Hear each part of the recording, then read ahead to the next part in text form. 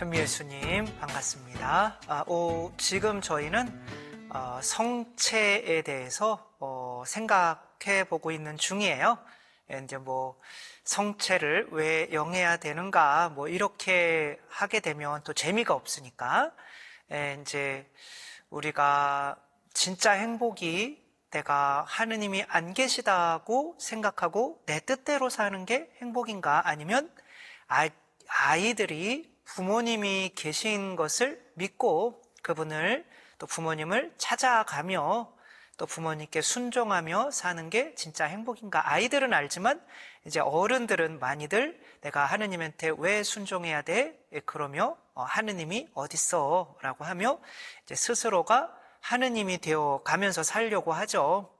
많이 가지려고 하면서 주인님, 주님이 되려고 하고, 또 많이 먹고 쾌락을 통해서 또 창조자, 그럼 자식 낳을 수 있으니까가 되려고 하고, 또 다른 사람을 판단하면서 심판자가 되려고 하고, 하느님 없이 내 스스로 하느님이 되려고 하는 것이 이제 죄인 거죠. 근데 이제 하느님께서는 당신의 살과 피로 우리도 이미 하느님의 자녀다라고 하는 믿음을 우리에게 주시기 위해서 세상에 오셨고 살과 피를 내어주셨는데, 이것만큼 우리가 가톨릭 교회에 머물러야 되는 확실한 증거가 없죠. 그러나 코로나가 있고 어떤 일이 있고 그러면 이렇게 성체 영하는 거나 안 영하는 거나 똑같네 그러며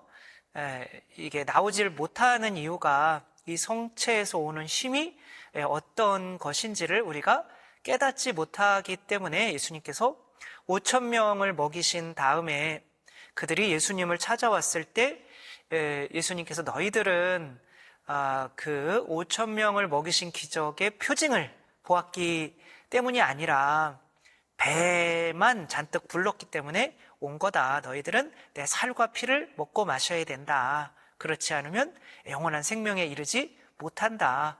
그랬더니 그분을 다 5,000명의 기적을 본 사람들이 다 떠나가 버렸어요. 그러나 물 위를 걷는 예수님을 보았던 그 사도들만은 좀 이해는 잘 안 되지만 그래도 하느님의 말씀을, 생명의 말씀을 당신이 가지고 계신데 우리가 당신을 떠나서 어디로 가겠습니까? 라고 하면서 예수님께 이렇게 머무르죠. 내 안에 들어오는 그들이 물 위를 걸어오시는 예수님을 배에 맞아들이려고 했을 때 그 배가 이미 목적지에 가 닿았다라고 하죠. 우리가 내가 영하는 이 성체가 하느님이구나 라는 것을 맞아들이려고 했을 때 저절로 인간이 되는 거죠. 아이들이 엄마가 주는 젖이나 음식을 먹으면서 이 분들이 진짜 당신의 살과 피를 주시는구나. 제가 어머니가 가져다 준 단팥빵 하나, 흰 우유 하나, 그 별거 아니잖아요. 근데 이게 진짜 어머니의 살과 피로 느껴질 때 나도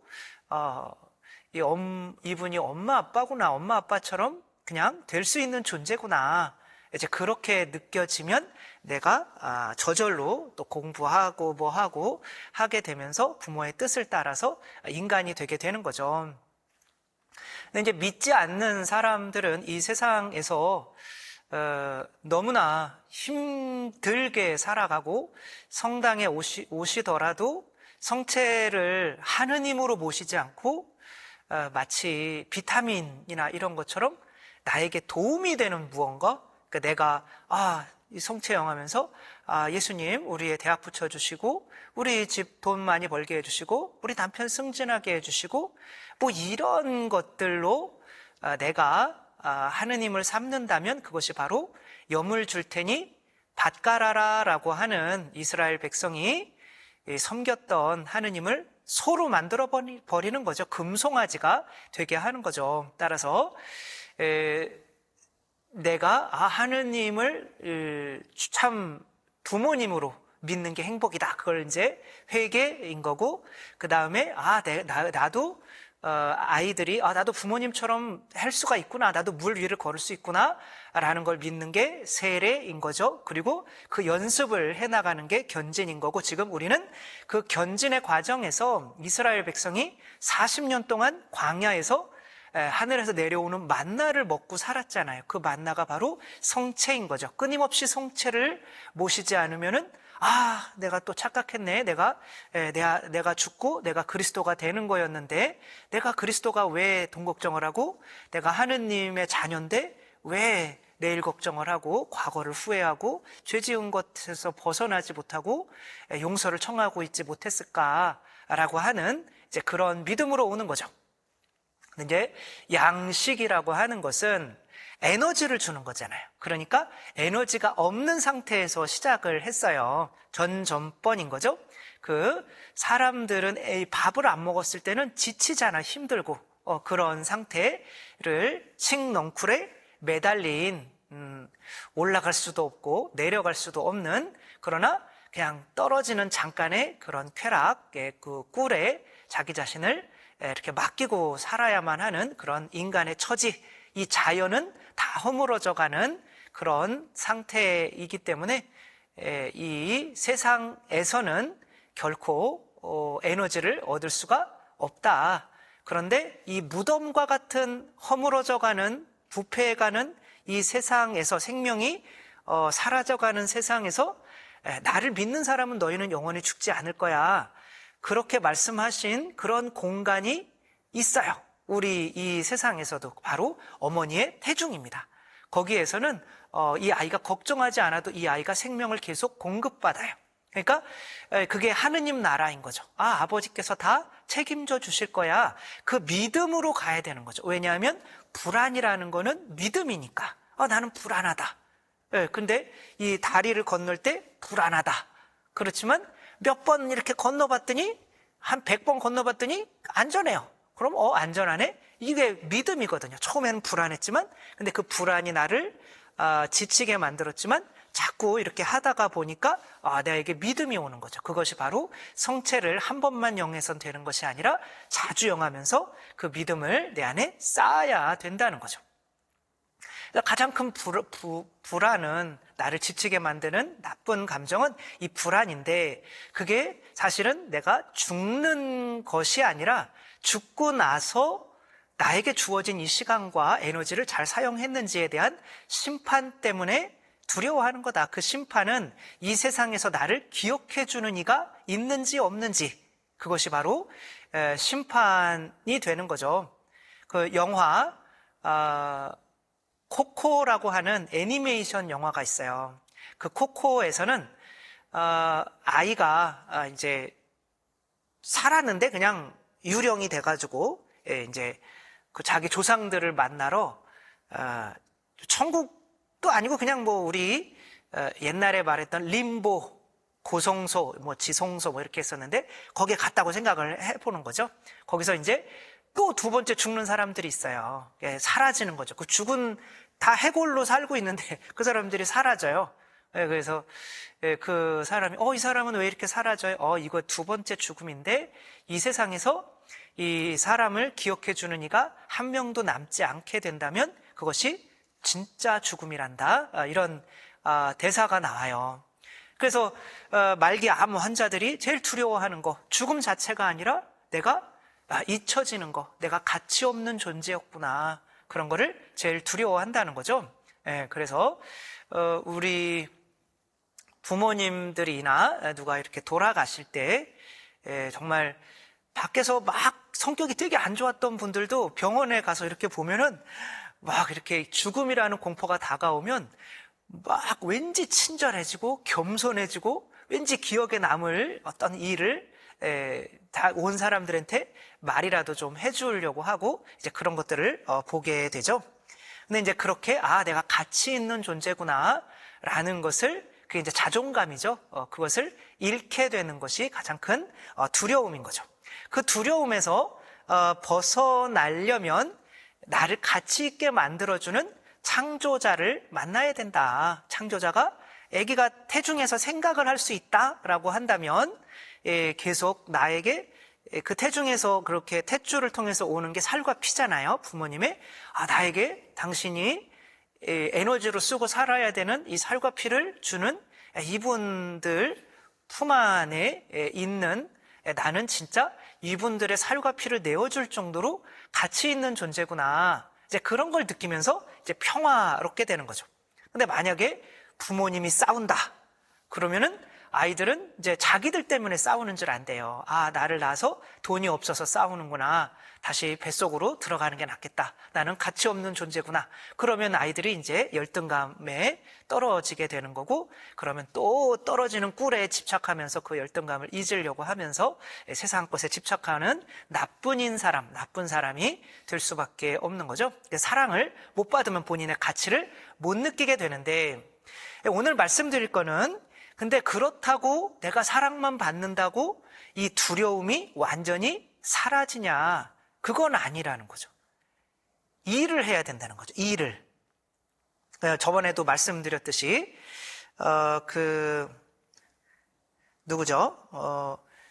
빈센트 반 고흐가 나는 그래도 가치 있는 존재야 라고 그냥 하고 그냥 끝내면 되겠지만, 이 사람이 그거를 진짜로 느낄 수 있으려면은 이 사람이 그려놓은 그 그림들을 누군가가 이렇게 사가야 되는 거죠. 그리고 이 사람은 그렇게 사가는 사람들을 위해서 또 내가 그림을 그릴 수 있는 일을 해야 되는 거죠. 해밍웨이 같은 경우도 내가 글을 쓸 수 있어야 가치 있는 사람이라는 것을 내가 확실히 믿게 되는 거죠. 부모님의 사랑은 계속 받기는 하지만 뭔가 그 부모님이 원하는 일을 해낼 수 없을 때 진짜 내 안에 있는 그 불안과 두려움이 완전히 사라질 수가 없다는 거죠. 부모님은 야, 너 엄마 아빠라고 할 수 있어. 나는 사랑을 받아서 나는 가치 있는 존재야 라고 믿을 수는 있지만, 부모님은 자꾸 뭔가를 요구해요. 엄마 아빠라고 한번 해보라고, 그리고 두 발로 한번 걸어보라고, 학교도 가서 공부도 좀 잘 해보라고, 그런 식으로 요구를 해요. 그래서 내 어떤 사랑받는 게 완성이 되려면 그 사랑해주는 사람이 나에게 원하는 뜻을, 그걸 이제 우리는 사명이라고 부를 거예요. 그 뜻을 내가 실현할 수 있을 때 그제서야 내 안에 있는 불안과 두려움이 완전히 사라지는 거지, 그냥 계속 사랑만 받고 있어서는 내가 하는 게 하나도 없다면 내가 내 스스로 내 자신이 가치 있는 존재라고 느끼기가 어렵게 된다는 거죠. 서지원 씨라고 있어요. 전에 1990년대인가요? 이제 20세에 19살, 아무튼 뭐 고등학교 때 노래를 뭐 춤도 잘 추고 키도 훤칠하고 잘생기고 해서 고등학생이었을 거예요, 아마. 고2 뭐 이 정도 됐겠죠. 근데 이제 인기를 너무나 많이 받았어요. 그러다가 보니까 인기를 너무 많이 받다가 보니까 이제 이집이 걱정이 되는 거죠.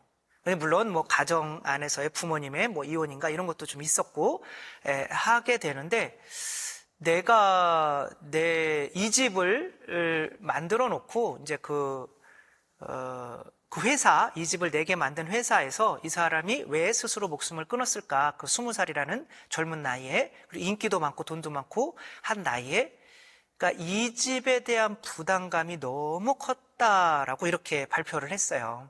그래서 실제로 서지원 씨도 저의 이 집을 홍보를 잘 해줘서 저의 이 집이 많은 이제 그런 많이 팔릴 수 있게 인기 있게 해주세요. 그리고 그렇게 이제 글을 써놨다고 해요. 그러니까 이제 내가 가치 있는 존재야. 그거는 알겠어요. 많은 사랑을 받아요.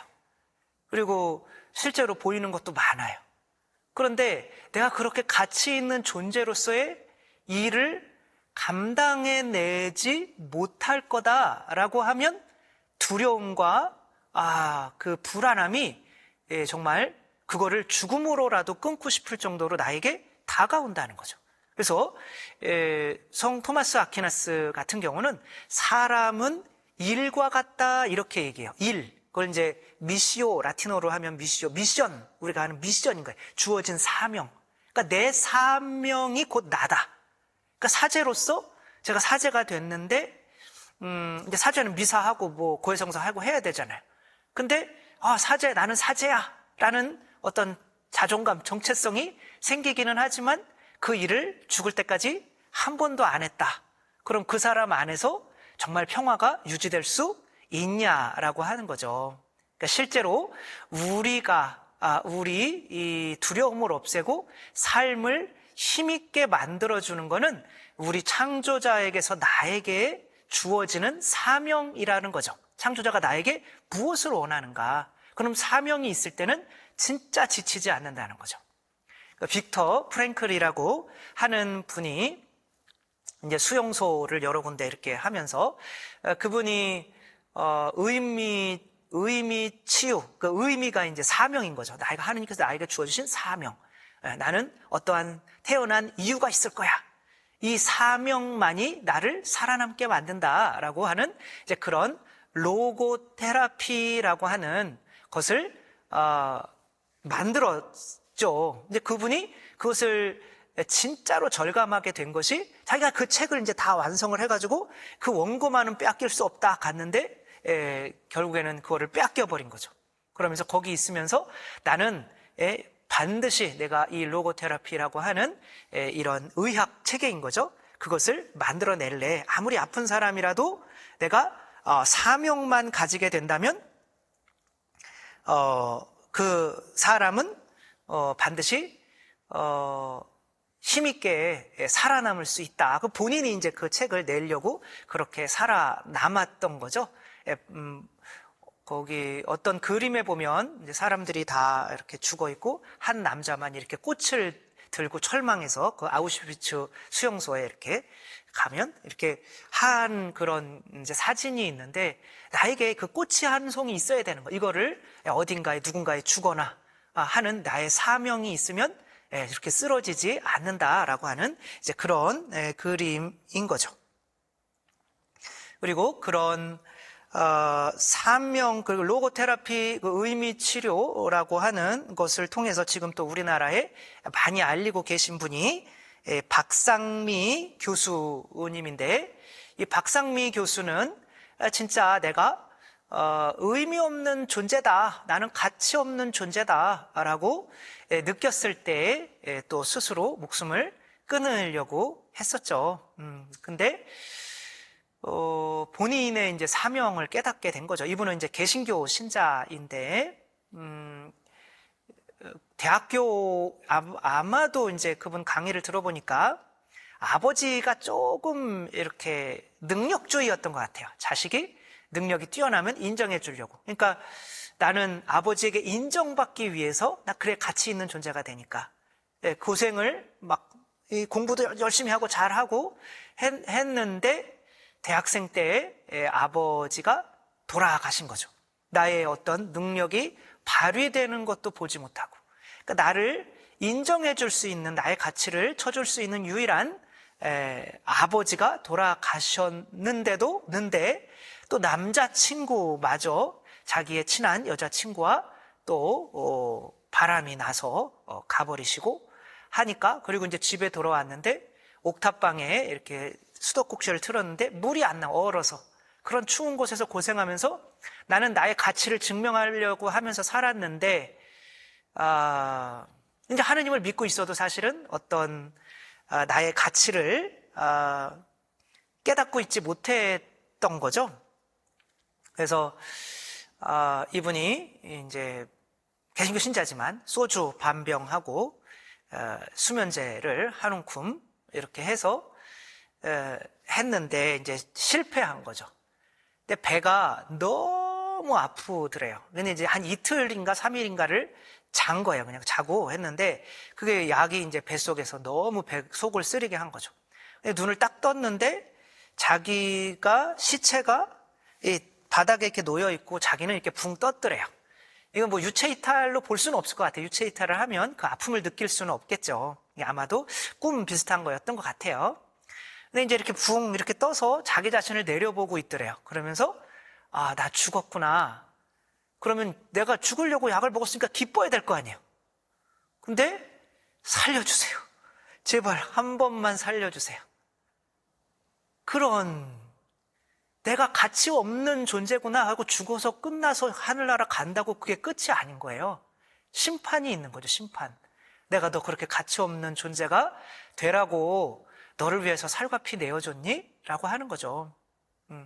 나는 인간처럼 살 수 없어요. 엄마 아빠 나는 겸손해요. 나는 개 같은 존재예요. 라고 하면 엄마 아빠가 좋아할까요? 아, 우리 애 참 너는 개라고 그러니까 너는 참 겸손하구나. 인간도 마찬가지고 하느님이 살과 피를 주시는데 우리가 인간에 불과해요. 인간이 돈 좋아하고 죄 짓는 거 당연하지. 뭐 그런 거 가지고 그러냐고. 그게 본인 스스로 자기 자신을 가치 없는 존재라고 이렇게 삼아 놓으려고 하는 거죠. 그때 그분이 이제 이렇게 그래서 이제 그때 아 살려주세요 막 그랬더니 자기 속으로 또 쑥 빨려 들어오더래요. 그래가지고 이제 눈을 떴는데 또 배가 너무 아프고 근데 너무 다시 기회가 주어져서 너무나 행복하더래요. 그러면서 그 개신교 찬송 중에 하느님께서 나를 어떤 이유로 만들으셨을까라는 그런 가사가 확 떠오르더래요. 나를 어떤 이유로 만들으셨을까? 내가 이제는 사명을 찾으려고 하는 거지. 이제 사람에게 인정받으려고 사는 존재가 아니라 나를 창조하신 하느님께 인정받으려고 하는 존재. 이게 꿈과 사명의 차이점이에요. 꿈은 서지원 씨가 꾼 게 꿈이에요. 나는 돈 많이 벌어서 나는 사람들한테 인정받아야겠다. 이거는 내가 정한 사명이에요. 그거는 아무 가치가 없어요. 왜? 나한테 오는 보답, 이 세상 사람들이 나에게 영원한 생명을 줄 수는 없는 거죠.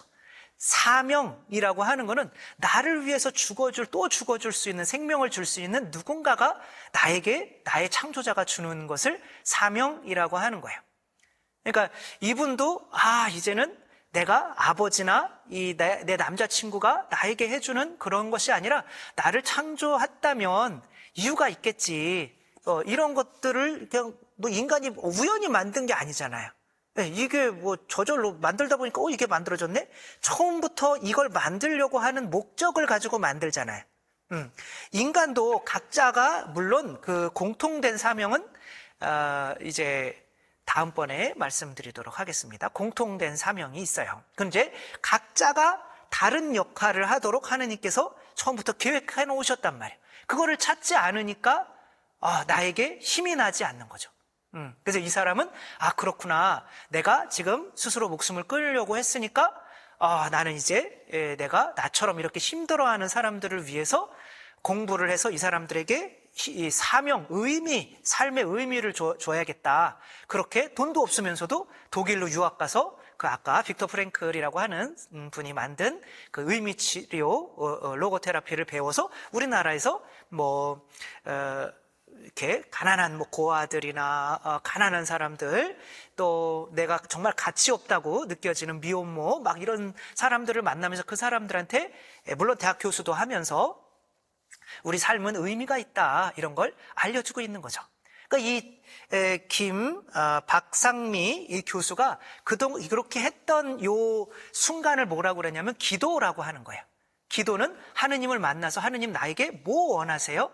이거군요 라고 깨닫고 그러면 네 열심히 살아보겠습니다 라고 가는 걸 기도라고 하는 거예요. 예수님께서도 새벽에 기도하고 사람들이 당신을 찾습니다. 아니야 나는 다른 고을에도 복음을 전해야 돼. 나는 이 일을 하도록 파견받았어.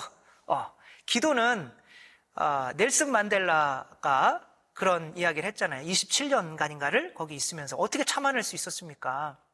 난 참아낸 게 아니라고. 나는 하느님 뜻을 알았고 그 뜻이 나중에 언제라도 실현을 해야 되기 때문에 그걸 위해서 준비하고 있었다오. 그러니까 건강하게 27년 만에 그런 지옥과 같은 곳에서 나올 수가 있었던 거죠.